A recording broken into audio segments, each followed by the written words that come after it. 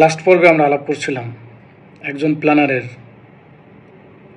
15টি game changing দক্ষতা নিয়ে। তারই ধারাবাহিকতায় আজকে আমরা কথা বলবো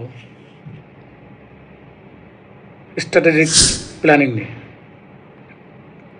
পরিকল্পনা যদি বাস্তবে রূপ না নেয় তবে সেটা শুধুই কল্পনা। স্মার্ট স্ট্র্যাটেজির মাধ্যমে আমরা জানব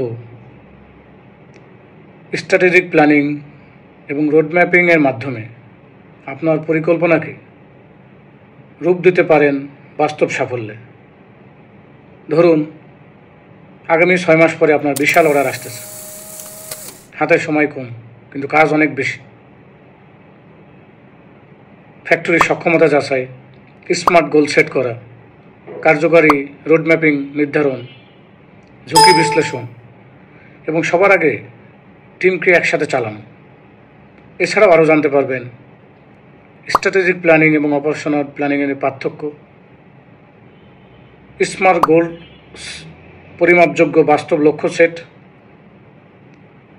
শর্ট এবং প্যাস্টেল অ্যানালাইসিসের পরিস্থিতি বাস্তব বিশ্লেষণ,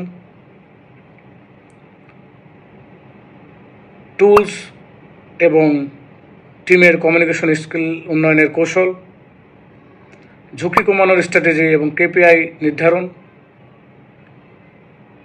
বাস্তব উদাহরণ তো থাকবেই। এই সিরিজে জানতে পারবেন কিভাবে একটি গার্মেন্টস ফ্যাক্টরির কেবল সঠিক কৌশল ব্যবহার করে তাদের OTIF 40% বাড়িয়েছে। শুধু প্ল্যান নয়, এখন দরকার ফলাফল। শুরু করুন স্মার্ট স্ট্র্যাটেজি। সাফল্য সময়ের ব্যাপার মাত্র।